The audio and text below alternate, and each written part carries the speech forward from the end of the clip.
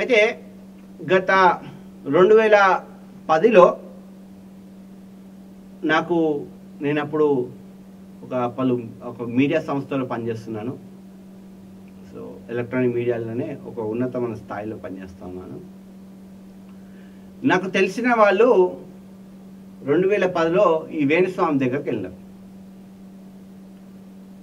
అయితే వెళ్ళినప్పుడు ఈయన అపాయింట్మెంట్ కొరకు వాళ్ళకి ఫోన్ చేస్తే ఫస్ట్ మీరు ఒక 1500 రూపాయలు అపాయింట్మెంట్ ఫీజు కట్టండి అన్నాను. సరే అని కట్టారు. కట్టిన తర్వాత మళ్ళీ అక్కడికి వెళ్ళిన తర్వాత ఒక 7000 రూపాయలు కట్టండి అన్నారు. ఇద్దరు మనుషులు వెళ్తే ఒక మనిషికి 7000, ఎంతమంది వెళ్తే అంతమంది. ఆ 7000 కట్టిన తర్వాత ఈయన వీళ్ళ జాతకము చూసి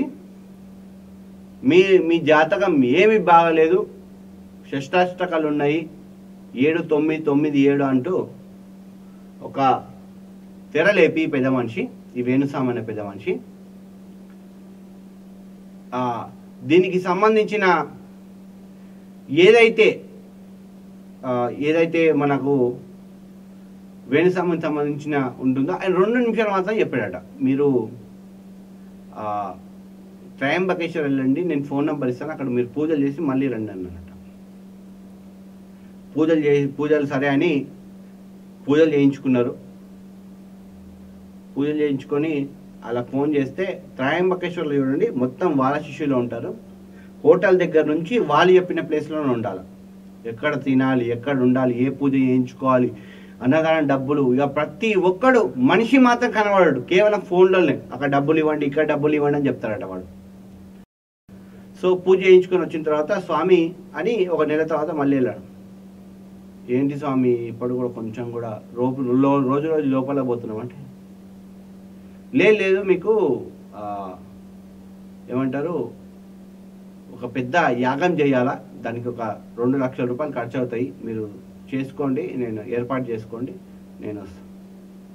సరే ఇప్పటికైతే మన గాచారం బాగాలేదు కదా, చేసుకుందామని వాళ్ళు ఏం చేసినారంటే 2 లక్షలు అప్పు తెచ్చి ఈ పెద్ద మనిషి ఒక హోటల్లో ఉండి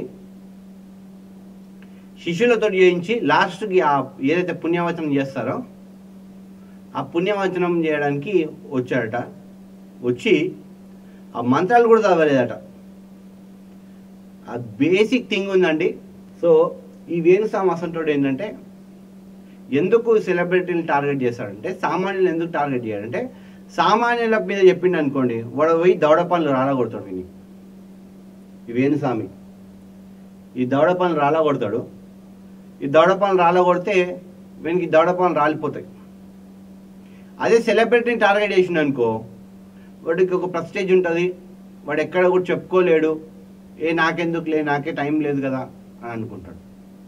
సో అందుకోసమే సెలబ్రిటీల మీద బాగా పడతాడు వీడు. ఒక బ్రాహ్మణుడు ఏదైతే చేయకూడదో అది మొత్తం చేస్తాడు. ఏమంటే వామాచారం అంటాడు. నేను మనకు తెలిసిన అయ్యవార్లను ఫోన్ చేసే ప్రయత్నం చేస్తాను, ఒకవేళ కనెక్ట్ అయితే బాగానే ఉంటుంది. ఫోన్ ఆన్సర్ చేయట్లేదు. శ్రీ చండీపీఠం వ్యవస్థాపకులు ప్రసాద్ శర్మ గారు ఒక్కసారి మాట్లాడదు. అయ్యగారు నమస్కారం అండి. అయ్యా స్వామి చెప్పండి. అయ్యగారు నమస్కారం. అయ్యగారు నమస్కారం. అయ్యగారు ఒక 2 నిమిషాలు మీతో మాట్లాడచ్చా? చెప్పండి. ఇది ఏమీ లేదు అయ్యగారు, ఇప్పుడు నేను లైవ్లో ఉన్నాను. యాక్చువల్గా ఈ వేణుస్వామి అనే వ్యక్తి నిజంగానే బ్రాహ్మణ్ చేసే పని చేస్తారు అయ్యగారు? అంటే మీరు చెప్తూ ఉంటారు, ఇప్పుడు మేము చూస్తున్నప్పుడు మీ నడవడిక కానీ మీది కానీ ఒక బ్రాహ్మణ విధానంలో ఇట్లా ఉండాలి, ఇట్లా ఉంటుందనేది మాత్రం మీరు చెప్తూ ఉంటారు ఎప్పుడు కూడా. కానీ ఈ వేణుస్వామి అనే వ్యక్తి నిన్న కూడా మళ్ళీ ఒక బాంబు పేల్చినాడు దీనికోసం. అంటే ఇట్లనే బ్రాహ్మణులు ఇట్లనే ఉంటారు, ఇట్లనే చేస్తారు అనేది ఒక బాంబు పేల్చినాడు. అసలు నిజంగానే హైందవంలో ఇట్లా ఉందా? అయితే ఇప్పుడు ఎలా తయారైపోయిందంటే, ఎవడి ఇష్టం వచ్చినట్టు వారు ఉండేటువంటి జీవన విధానం అతి స్వేచ్ఛ ఇలా తయారు చేసి ఇప్పుడు నేను ఎలా ఉంటే ఎవరు నన్ను అడిగేది అనేటటువంటి అనైతికమైనటువంటి మనస్తత్వం. బ్రాహ్మడే ఎలా ఉండాలి అనేది నిర్ణయించుకున్నది బ్రాహ్మడే. పూర్వకాలం ఋగ్వేద కాలంలో బ్రాహ్మడు కూడా యజ్ఞాగాది క్రతువులు చేసినప్పుడు పశ్చిమాంసం కూడా తినేవాడు. అయితే మద్య సేవనం లేదు, మిగతా దురలవాట్లు లేవు. ఆ తర్వాత ఋగ్వేద కాలంలో బలులు లేవు.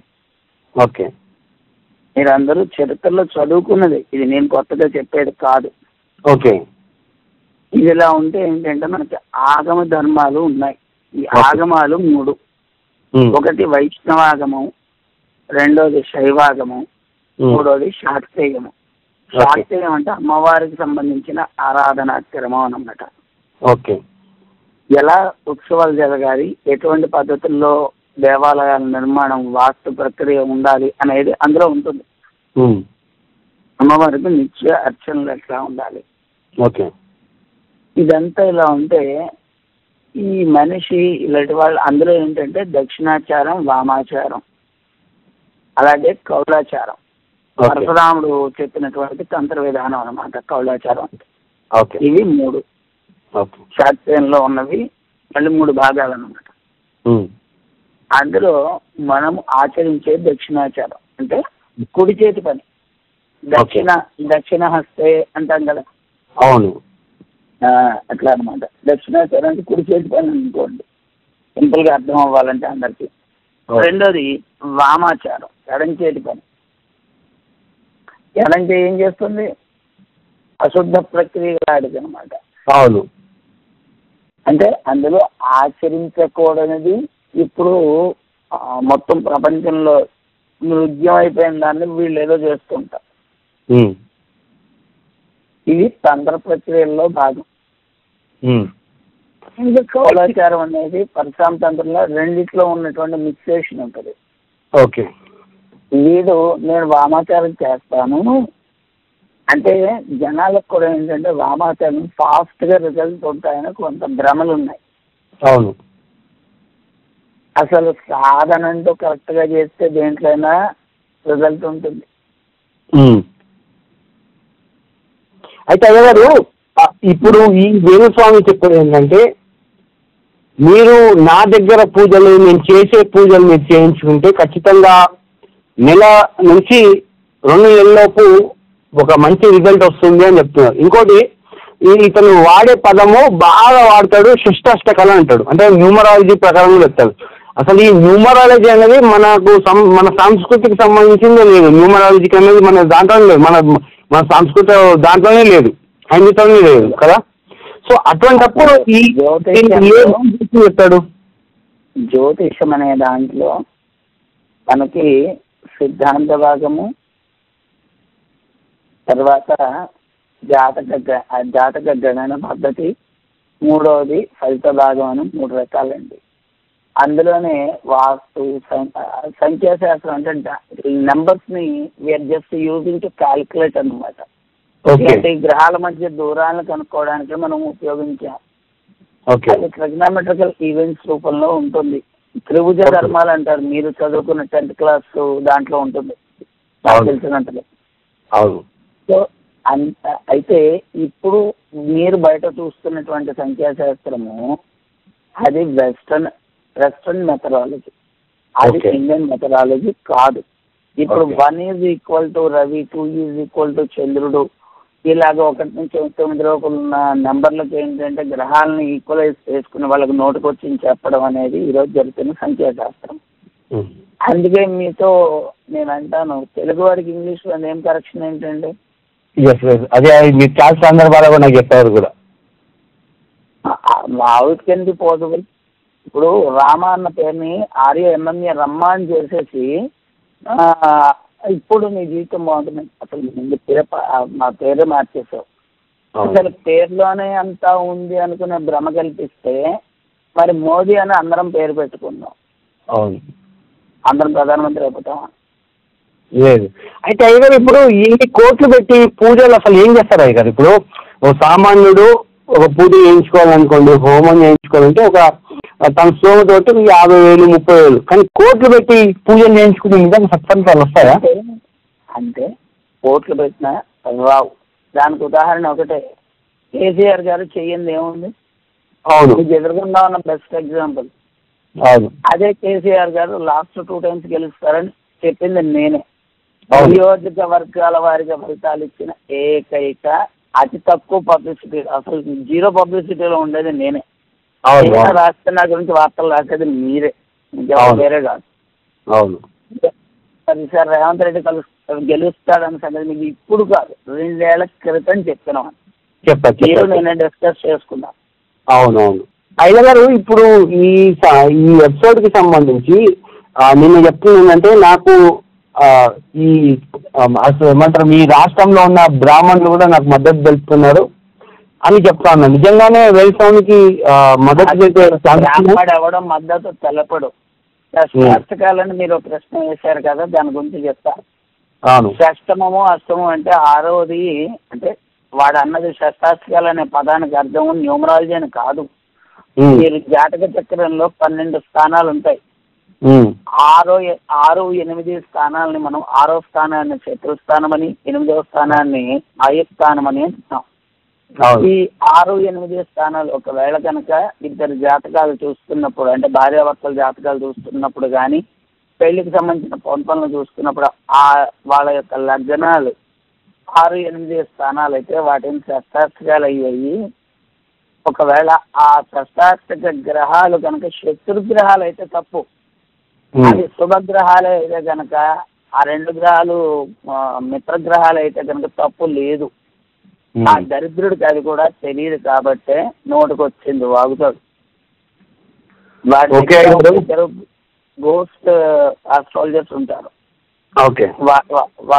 వాళ్ళు వచ్చడానికి విరివేదాన్ని పెట్టుకున్నాడు. ఎందుకంటే మన హైందవ ధర్మం పైన ఇటువంటి వ్యక్తులు ఉన్నంత కాలం బయట అన్యత మతం వాళ్ళకు మనం హేళనగా కనిపిస్తున్నాం. సో దీన్ని అసలు ప్రతి ప్రశ్నకి